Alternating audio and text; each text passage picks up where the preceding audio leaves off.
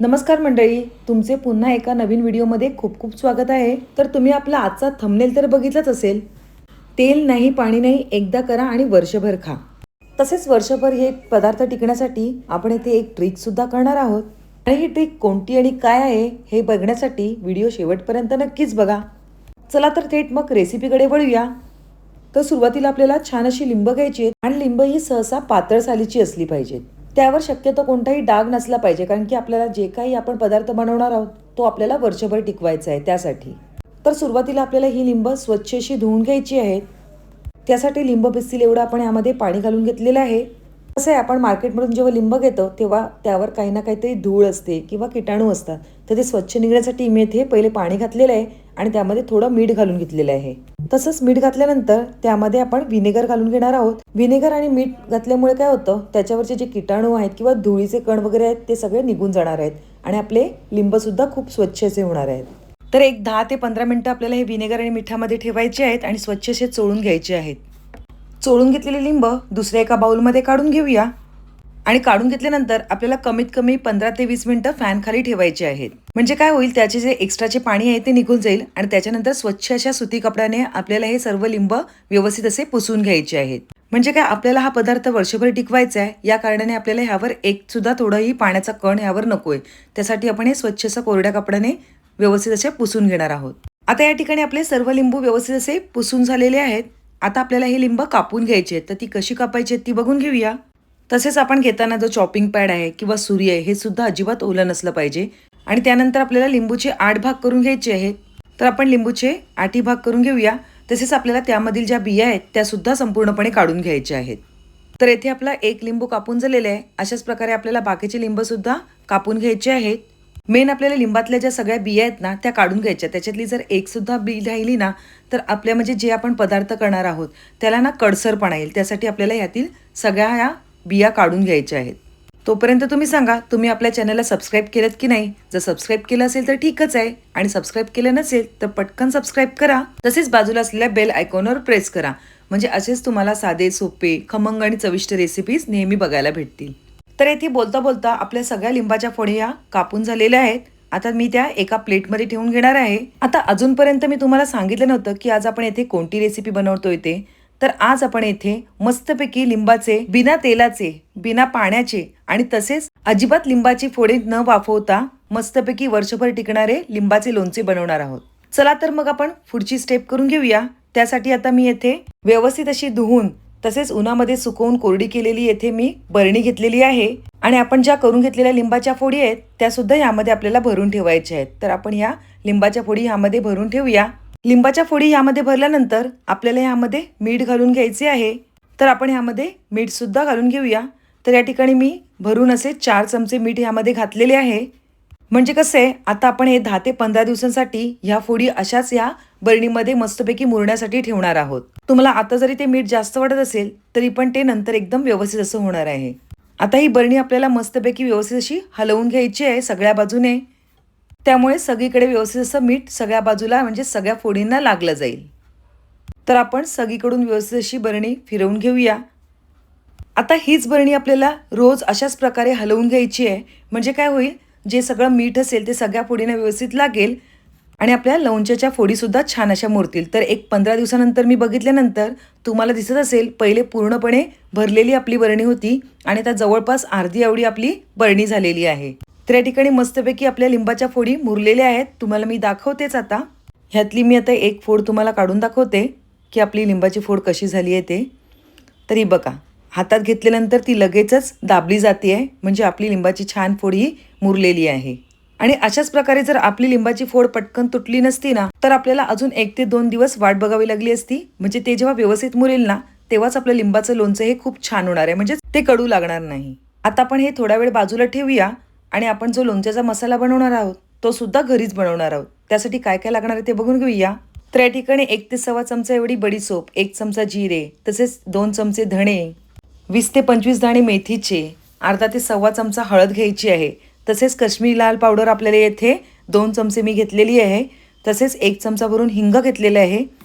काळी मिरी 8 ते 10 घेतलेले आहेत. मीठ घेतले जर लागलंच तर. तसंच वाटी भरून गूळ घेतलेला आहे. ओवा घेतलेला आहे आणि राईगर घेतलेला आहे. हे सगळं आपल्याला मस्तपैकी भाजून घ्यायचं आहे. म्हणजे कसं आहे, सगळे आपण जेव्हा मसाले मस्तपैकी भाजून घेऊ ना, तेव्हा त्याचा मॉइश्चर सगळा निघून जाईल आणि आपलं लोणचं सुद्धा टिकायला त्याची मदत होणार आहे. सगळ्यात पहिले मी जी राईची डाळ आपल्या इकडे सगळीकडे किराणा मालाच्या दुकानात उपलब्ध असते, ती मी 4 चमचे इथे घेतलेली आहे. पॅन गरम झाल्यानंतर आपल्याला ही हलकीशी अशी गरम करून घ्यायची आहे. तर आपल्याला थोडासा हाताला चटका लागेपर्यंत ही डाळ मस्तपैकी भाजून घ्यायची आहे. म्हणजे काय आहे, त्यातील जे मॉइश्चर आहे ते निघून जाईल आणि आपली डाळ सुद्धा छान अशी कोरडी होईल. तर इथे थोडासा हाताला चटका लागत आहे. आता ही आपण एका प्लेटमध्ये काढून घेऊया आणि आता त्याच पॅनमध्ये आपल्याला काही मसाले घेतलेले आहेत ते सुद्धा भाजून घ्यायचे आहेत. तर त्यात आपण 2 चमचे एवढे धणे, 1 ते सव्वा चमचा एवढा बडीशोप, 1 चमचा एवढा जिरे, तसेच 20 ते 25 दाणे हे मेथीचे टाकणार आहोत आणि 8 ते 10 काळी मिरी सुद्धा यामध्ये घालून घेणार आहोत. आणि फक्त आपल्याला यांना थोडंसं गरम करून घ्यायचं आहे, म्हणजे का त्यातलं सगळं मॉइश्चर निघून जाईल आणि मिक्सरमध्ये वाटून घ्यायला सुद्धा लगेच होतील ते बारीक. इथपर्यंतच त्यांना गरम करायचं आहे, जास्त त्यांना करपवायचं नाही आहे. हे मसाले सुद्धा गरम झालेले आहेत. आता आपण एका प्लेटमध्ये काढून घेऊया. आता ह्या स्टेजला आपल्याला गॅस बंद करून घ्यायचा आहे आणि 2 चमचे आपण काश्मीरी लाल पावडर घेतलेली आहे, तसेच हिंग घेतलेला आहे आणि आता ह्या ठिकाणी आपण हळद सुद्धा घेतलेली आहे. ती सुद्धा आपल्याला थोडंसं मॉइश्चर जाईपर्यंत छान अशी भाजून घ्यायची आहे. या ठिकाणी लक्षात ठेवायचं आहे की आपला गॅस बंद झालेला आहे. आपण आहे त्याच गॅसवर फक्त थोडंसं पॅनवर हे मस्तपैकी सगळं भाजून घेणार आहोत, म्हणजे त्यातील सगळं मॉइश्चर निघून जाईल. त्यामुळे आपण जे लोणचं करणार आहोत ते वर्षभर टिकण्यासाठी याची मदत होणार आहे. तर इथे आपले मसाले, हळद आणि हिंग सुद्धा छान असं एकत्रित एकजीव झालेलं आहे आणि त्यातलं मॉइश्चर सुद्धा निघून गेलेलं आहे. आता हे पण एका प्लेटमध्ये काढून घेऊया. आता आपल्याला ज्या बरणीमध्ये लोणचं करायचं आहे ना, ती मस्तपैकी धुवून उन्हामध्ये सुकवायची आहे आणि तसंच एक ट्रिक करणार आहोत की त्याच्यामुळे आपलं लोणचं हे वर्षभर टिकणार आहे. तर या ठिकाणी गॅस फास्ट करायचा आहे आणि त्यावर चिमटीभर एवढं हिंग घालून घ्यायचं आहे आणि हिंगाला जेव्हा धूर निघायला लागेल ना, तो जो धूर आहे ना, तो या बरणीमध्ये आपल्याला घ्यायचा आहे. म्हणजे त्यामुळे काय होणार आहे, आपली ही जी बरणी आहे ना, त्यातले जे काही कीटक असतील वगैरे काही असेल ना, ती म्हणजे जंतुनाशक होणार आहे आणि आपलं लोणचं मस्तपैकी टिकायला त्याचा मदत होणार आहे. आता बरणीचं झाकण सुद्धा आपण त्याचप्रमाणे करून घेऊया आणि हे थोड्या वेळासाठी बंद करून घेऊया.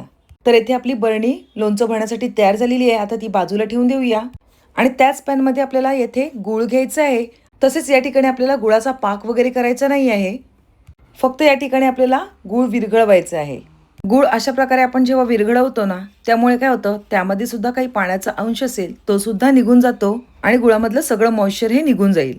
तसेच आपण जर असंच जर ह्यामध्ये गूळ घातलं ना, तर काय होतं, त्यातला जो पाण्याचा अंश आहे ना, तो ह्या आपल्या आपण जे लोणचं करणार आहोत त्यामध्ये राहणार आहे आणि कालांतराने म्हणजे 5 ते 6 महिन्यानंतर त्याला आंबूस असा वास येईल. त्यासाठी आपल्याला ही काळजी घ्यायची आहे की आपल्याला जो गूळ आहे ना, तो फक्त विरघळवून घ्यायचा आहे आणि ह्यामध्ये ह्याला पाक करायची काही गरज नाही आहे. आता हे आहे ते हे थंड होऊ देत, तोपर्यंत आपण पुढची प्रोसेस करून घेऊया. आता आपण हे जे भाजून घेतलेले मसाले आहेत ते आपल्याला मिक्सरमधून बारीक करून घ्यायचे आहेत. तर आपण हे मसाले मिक्सरमध्ये घालून घेऊया. तसेच मसाले घातल्यानंतर आपण जी घेतलेली मोहरी आहे ती सुद्धा यामध्ये घालून घ्यायची आहे, पण ती आपल्याला सगळीच काही घालायची नाही आहे. त्यातली थोडीशी अर्धी अशी आपल्याला राईगर ह्यामध्ये घालून घ्यायचं आहे आणि मिक्सरमधून मस्तपैकी आपल्याला लोणच्याचा मसाला येथे तयार करून घ्यायचा आहे. तर येथे आपला मस्तपैकी मिक्सरमध्ये छान असा दरदरीत मसाला तयार झालेला आहे. बघितलंत ना, आपल्याला येथे मसाला विकत आणायची सुद्धा काही गरज नाही आणि लोणच्याचा मसाला सुद्धा घरच्या घरी तयार झालेला आहे. तर हा मसाला आपण ह्या प्लेटमध्ये काढून घेऊया आणि यानंतर पुढची तयारी करून घेऊया. आता आपल्याला एक मोठं काचेचं बाऊल घ्यायचं आहे आणि आपण 15 ते 16 दिवस ज्या काही लिंबाच्या फोडी मुरवल्या आहेत त्या ह्यामध्ये काढून घ्यायच्या आहेत. तर त्या सगळ्या आपण फोडी ह्यामध्ये काढून घेऊया. तर या ठिकाणी आपण सगळ्या लिंबाच्या फोडी ह्या बाऊलमध्ये काढून घेतलेल्या आहेत. तुम्हाला मी पुन्हा एकदा दाखवते. आपल्या लिंबाच्या फोडी ह्या मस्तपैकी मुरलेल्या आहेत आणि त्या एकदम छान अशा सॉफ्ट झालेल्या आहेत, तुम्ही येथे बघू शकता. तर आता आपण जे तयार करून घेतलेले मसाले आहेत ना, ते सुद्धा यामध्ये आपल्याला घालून घ्यायचे आहेत. आपल्या लोणच्याचा तयार केलेला मसाला, तसेच राईगर आणि आपण जी लाल मिरची पावडर, हिंग वगैरे जे काही मस्तपैकी भाजून घेतलेले आहे ते सगळे यामध्ये घालून घेतलेले आहे. तसेच आपण वितळून घेतलेले जे गूळ आहे ते आता मस्तपैकी थंड झालेले आहे, ते सुद्धा आपण यामध्ये घालून घेणार आहोत. आता या ठिकाणी तुम्ही बघितलं ना, या ठिकाणी आपल्याला पाक करायची सुद्धा काही एक गरज नाही आहे. फक्त आपण जे गूळ टाकतो ना ते विरघळवून घ्यायचंय पॅनमध्ये आणि ते तसंच घालायचं आणि आपोआप अगदी ह्याला पाणी सुटणार आहे आणि आपलं लोणचं हे अगदी परफेक्ट असं होणार आहे. आणि जर तुम्हाला असं वाटलंच की आपलं लोणचं हे रसदार नाही झाले, तर यावर तुम्ही 1 किंवा 2 लिंब पिळून घालू शकता. तर हे बघा, आता या ठिकाणी आपले मस्तपैकी गूळ सुद्धा मेल्ट झालेला आहे फक्त आपल्याला एवढंच लक्षात ठेवायचं आहे की आपण जो गूळ घेणार आहे ना तो डायरेक्ट घ्यायचा नाही आहे, तर तो थोडासा पॅनवर त्याचं मॉइश्चर जाईपर्यंत गरम करून घ्यायचा आहे. आता या ठिकाणी आपल्याला थोडासा ओव्याचा सुद्धा फ्लेवर पाहिजे, त्यासाठी मी हातावर थोडासा ओवा घेतलेला आहे, म्हणजे ओव्याचा सुद्धा सुगंध छान असा त्याला येईल. पुन्हा सगळं लोणचं मस्तपैकी व्यवस्थित असं मिक्स करून घेऊया. लोणचं बघितल्यानंतरच तोंडाला खूप असं मस्त पाणी सुटलेलं आहे की नाही. लिंब बघितल्याच आपल्या तोंडाला लगेचच पाणी सुटणार आहे. आणि खरंच हे लोणचं सुद्धा आपलं 1 वर्ष एकदम छान असं राहतं, अजिबात खराब होत नाही. फक्त हे लोणचं आहे ना व्यवस्थित असं कोरड्या ठिकाणी ठेवून द्यायचं आहे, म्हणजे आपलं हे लोणचं वर्षभर अजिबात खराब होणार नाही. मी पुन्हा एक तुम्हाला लोणच्याची फोड हातात घेऊन कुस्करून दाखवते. जेवढं लोणच्याचं साल छान असं मुरलं ना की त्याची साल सुद्धा खूप छान होते आणि आपलं लोणचं सुद्धा चवीला छान लागतं आणि कडूपणा सुद्धा येत नाही. तर आपलं हे तयार झालेलं लोणचं आपण व्यवस्थित असं आपल्या मगाशी जी बरणी तयार करून घेतलेली आहे त्यामध्ये व्यवस्थित असं भरून घेऊया. तर आहे की नाही, एकदा करा आणि वर्षभर खा. ना तेल ना पाणी आणि तसेच ना वाफवून. शिवाय या ठिकाणी आपण गुळाचा पाक सुद्धा केलेला नाही आहे. तर नक्कीच तुम्हाला माझी ही आजची लिंबाच्या लोणच्याची रेसिपी कशी वाटली नक्कीच कमेंटद्वारे कळवा. आणि रेसिपी आवडली असेल तर पटकन एक लाईक करा. तसेच तुमच्या फ्रेंड्स आणि रिलेटिव्ह सोबत आपली ही लिंक शेअर करा. तर इथे आपले मस्तपैकी 15 लिंबांचे लोणचं छान असं झालेलं आहे आणि लोणच्याची एक मोठी बरणी आणि एक छोटी बरणी सुद्धा इथे भरलेली आहे. आता फक्त आपल्याला या कोरड्या ठिकाणी स्टोअर करून ठेवायच्या आहेत बरण्या. पुन्हा एक अशीच नवीन रेसिपी घेऊन येऊया. तोपर्यंत बाय बाय. थँक्यू.